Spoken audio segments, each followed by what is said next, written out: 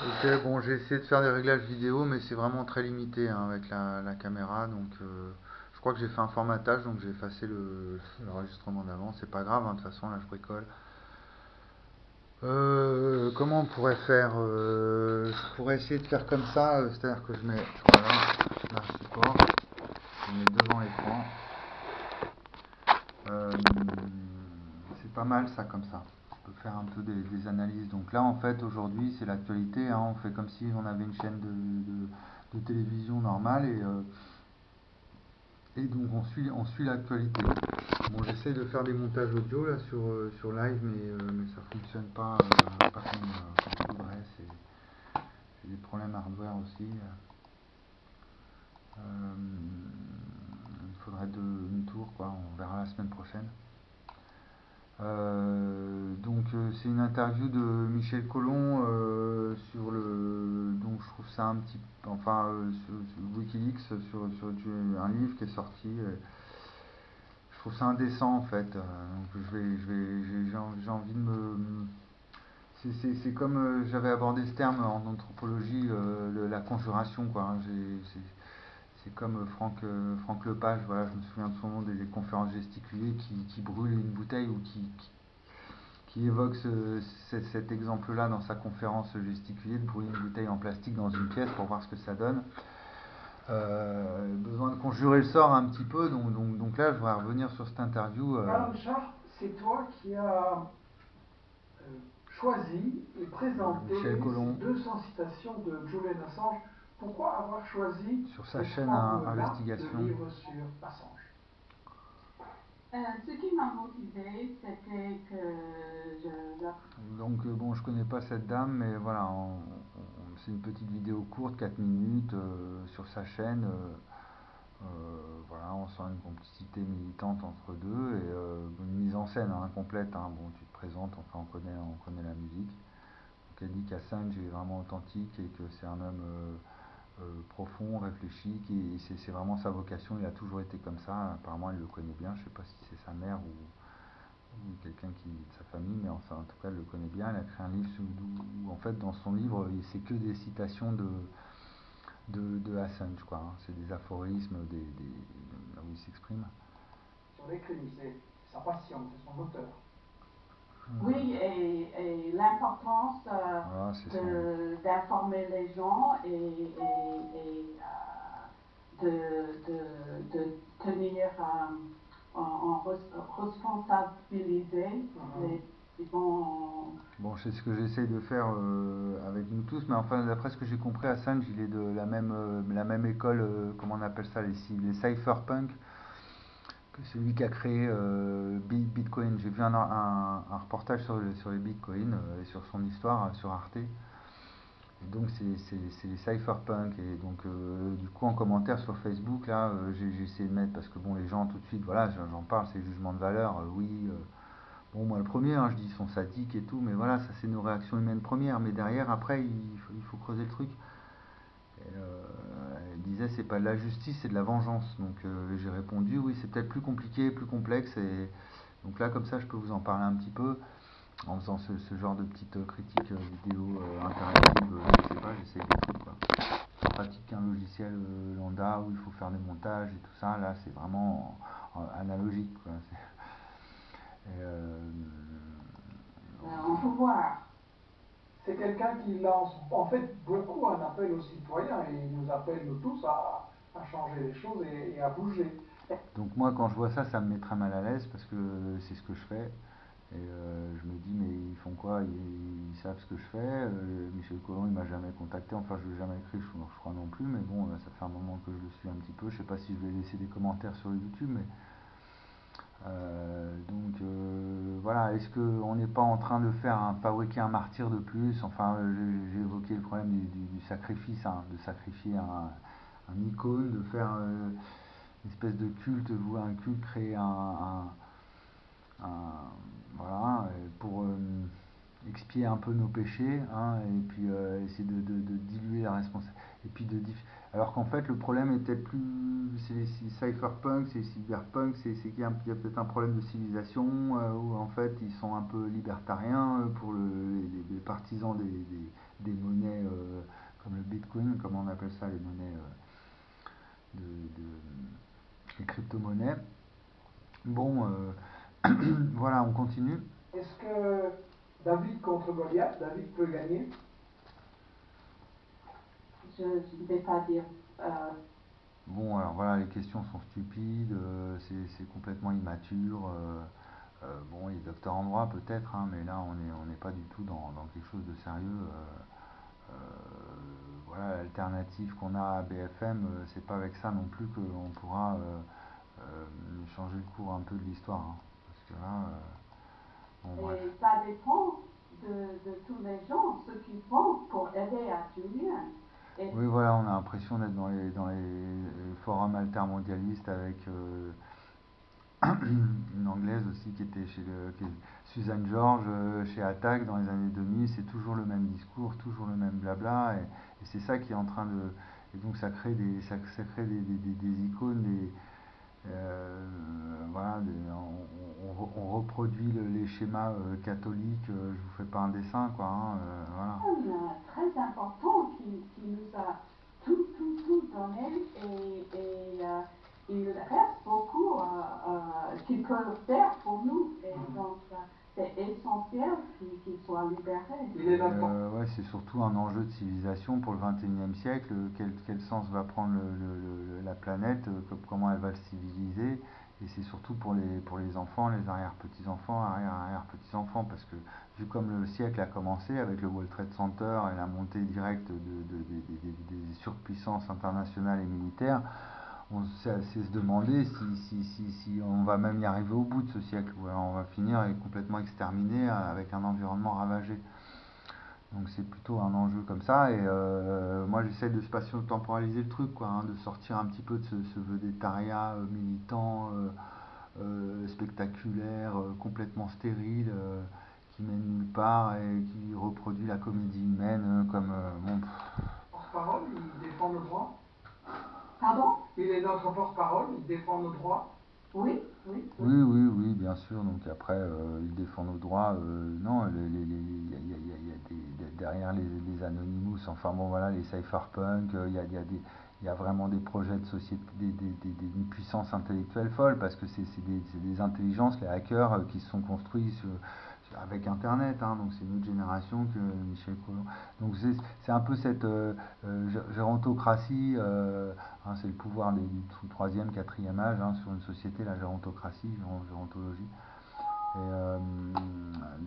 qui est un peu qui est réactionnaire par essence, faut l'excuser, quoi, mais qui nous ralentit justement par rapport à des phénomènes d'urgence ou quand on s'attaque à nos libertés fondamentales. Et que, bon, du coup, j'ai l'impression qu'ils s'amusent un petit peu avec YouTube, parce que voilà, c'est des anciens dans leur jeunesse, peut-être même pas les jouets, tout ça c'était limité, il y avait à peine, voilà, hein, c'est allé très vite, hein, le XXe siècle, hein. Bien. Alors, Merci bon, pour cet appel encourageant. Un livre qui effectivement pourra aider chacun à faire connaissance avec Julian et à voilà, je voulais insister sur la fin, alors surtout la fin. le défendre. Merci Karen. Merci, Michel. Voilà, et voilà. Et là, on est vraiment au cœur du problème, c'est-à-dire qu'en fait, c'était une mise en scène un petit peu pour une espèce d'interview, une pâle copie d'une interview sur France 2 ou une télépro, et pour faire la promotion, en fait. Un livre à 15 euros, le livre, et souvent il fait la manche, hein, il dit sans vous, on peut pas militer, donc voilà. Donc il y a toute cette logique-là, un peu comme Jean Droc, qui dénonce Big Pharma et qui distribue via Amazon.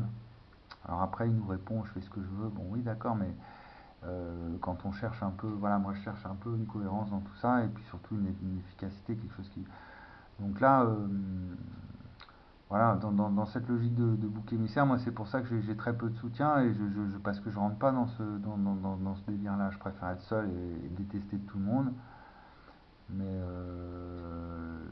donc en fait, d'accord, Assange, voilà, il symbolise, il porte en lui des centaines de millions, je pense, de personnes qui pensent la même chose, qu'on devrait rendre le système transparent. Mais le système, on voit bien qu'il perd la raison, il part dans des délires eugénistes, mais nous, la critique aussi, enfin là, dans le cas présent, c'est pas du tout une critique, c'est une critique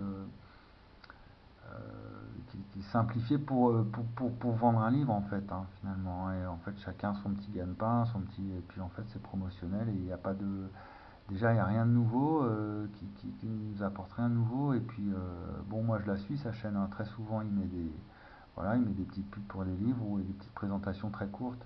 Sinon, il y a une conférence l'autre jour, mais voilà, au niveau de l'information, du progrès humain, et du progrès social, et du progrès et de l'innovation, je sais pas, il y a un siècle, c'était le Front Populaire, il y avait l'éducation, il y avait plein de trucs, il y avait tous les mouvements anarchistes de tous les côtés. Voilà, en 1920, du point de vue social, bon, là on est dans le réseau social Facebook, sur YouTube, avec Twitter, tout ça c'est des multinationales qui consomment énormément et qui nous dominent, qui nous surveillent, voilà, hein, c'est la même, et on est voilà, dans ce cadre-là, bon, même s'il y a des odyssées, voilà,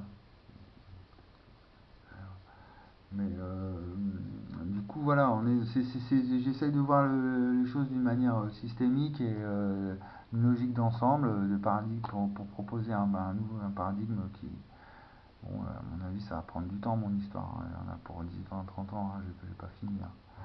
Donc voilà, c'est une page de pub, en fait. Donc quand je dis qu'on est dans c'est le spectacle de la marchandise, et nous-mêmes, on se met nous-mêmes en spectacle, on fait la promotion de nous-mêmes comme sur un CV, ou voilà, sur le marché du travail, et du coup ça dénature complètement l'humanité et son rapport à la nature, qui est gratuite, qui est libre, totalement libre. Et donc cet internet qui est contrôlé, qui est surveillé, euh, qui stigmatise, qui divise, qui augmente les inégalités plutôt que l'inverse, et qui est idéologique, et qui est marchand, et voilà, donc le temps on marchandise le temps, on privatise l'espace. Voilà, c'est à tout ça, moi j'essaie de vous amener, toute cette réflexion. Bon voilà, avec le slogan qui revient, les tam-tams de bon, c'est grave ce qui se passe, les réfugiés, les choses comme ça, enfin tout ça, tout les Assange. Donc on en fait un spectacle. J'ai vu aussi une interview d'un jeune Sémile, je crois, il passe sur TV, Média TV. Bon, il met du rock'n'roll et tout. En fait, il interviewe des jeunes parisiens. Bon, il aurait fallu que je prépare le lien ou quoi, puis on peut en faire plein comme ça, en fait, hein. Et il transforme ça en spectacle. Bon, c'est des Parisiens qui écrivent les noms des réfugiés qui sont morts, dans leur exil, quoi. Et lui, il en fait un espèce de petit spectacle, un peu. Donc, bon. À ce moment-là, il vient sur Média TV, et puis on fait du rock'n'roll, et on fait du rap, et on fait d'autres choses, et on fait du théâtre, et on fait de la culture, et on crée. Mais ce qu'il y a, c'est quand on traite des choses graves, on essaie de les traiter en fonction de leur gravité. Alors sans non plus rentrer dans aussi la mégalomanie, un peu de mettre une musique triste comme ils font dans les reportages, un peu en public, envoyé spécial, tout ça. Bon, bah là, ils mettent l'émotion. Une musique angoissante si c'est des flics qui courent après ou alors dans une situation de stress, et puis si c'est triste, bah, ils vont mettre une musique triste derrière, c'est pas bon non plus, c'est pas ça qu'il faut développer du point de vue des médias et de la communication, quoi. Enfin, il faut, après, le terme il falloir, c'est voilà, c'est tout de suite c'est autoritaire. Non, c'est de comprendre, de trouver un autre rapport à la réalité. Donc du coup, c'est un autre rapport aux médias, au spectacle, à l'image, puisqu'il y a une théorie physique à la clé. Donc voilà. Allez, on met un peu de musique pour finir la vidéo. On était sur un album, un super album. En fait, c'est un mix, c'est un set, et j'ai téléchargé tous les. Comme il a mis sa playlist. Donc, c'est Max hors norme, c'est un 2006, 2004 ce set, je sais plus. Non, 2014, je sais plus. Max hors norme, c'est de la house. Donc voilà, moi aussi je mets de la musique et tout, divers, mais en fait ça c'est plus pour mettre un esprit un peu 21e siècle, hein. C'est-à-dire que cette musique-là, l'électro, la techno, elle est arrivée vraiment fin des années 80, en même temps que le web, hein. Donc moi j'essaye de contextualiser mes découvertes et ma philosophie et de la recontextualiser dans son contexte espace-temps. Donc moi j'avais 15-20 ans dans les années 80, 25 ans, 30 ans. Voilà, elle a marché dans les années 2010. Une fois que Internet était bien installé, voilà, une conscience collective de l'espace-temps, ça pourrait nous sortir de cette mauvaise voie que prend l'humanité, parce qu'on va en faire un enfer de la Terre, et un enfer militaire et marchand et privé, et autoritaire, donc austère. Si on laisse faire les aigles et leur char d'assaut, donc bon.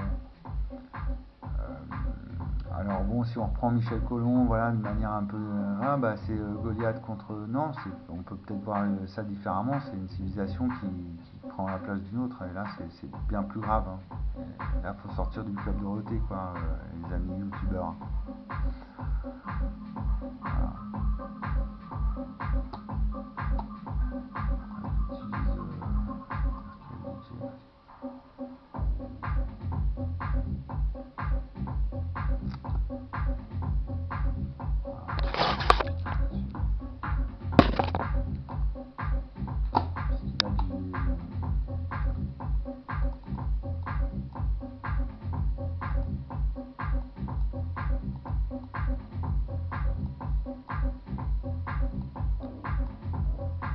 Je pense que je vais finir par vous brancher ma platine que je me suis payée là. Ouais, je vais vous faire des sets en fait. Je vais arrêter la philo. Ça dépend des retours. Il pleut, il a plu toute la journée. Hein. Donc là, il y a un. Je sens qu'il y a un.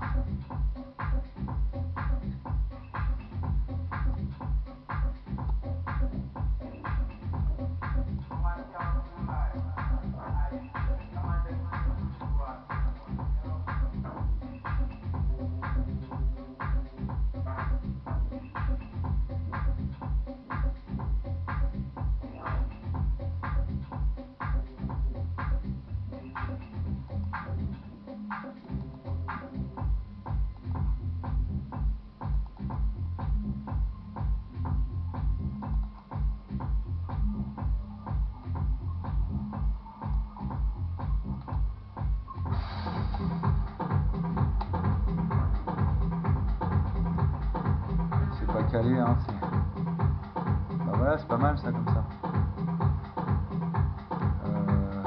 C'est Virtual DJ, donc j'ai une platine, j'ai un contrôleur, donc je le branche et puis c'est parti. On peut essayer, il y a peut-être même une prise micro, je sais pas si sur le mixette.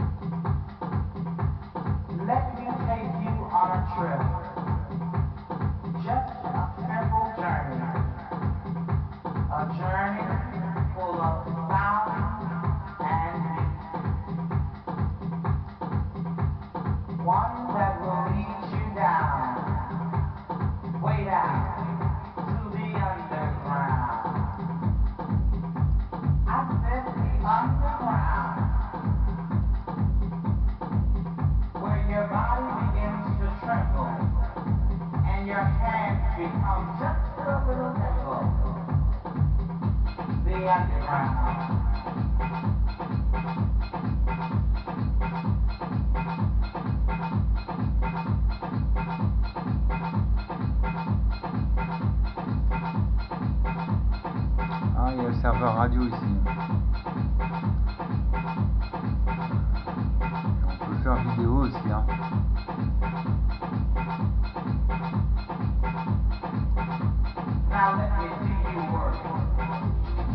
Il faut une clé de flux, d'accord. Podcast. Je vais vous connecter.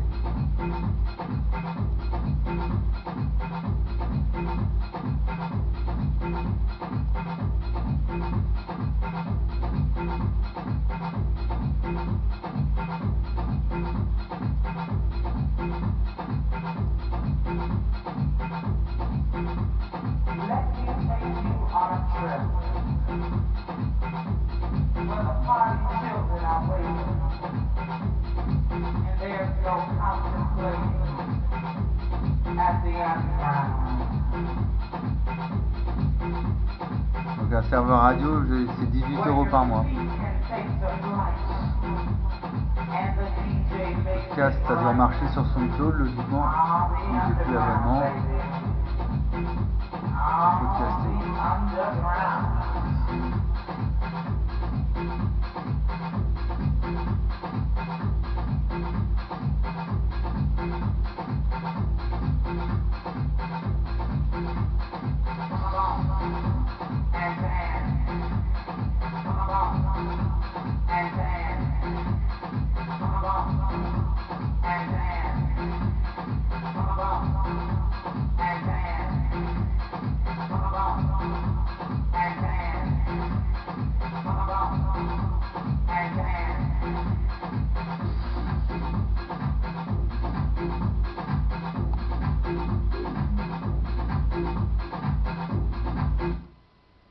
Ah bah bien.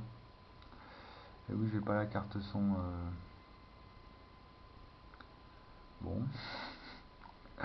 Donc voilà, on va essayer d'améliorer le format au fur et à mesure, mais franchement, je manque de technique et de moyens et de concentration sur tout ça, sur l'aspect. Donc à suivre.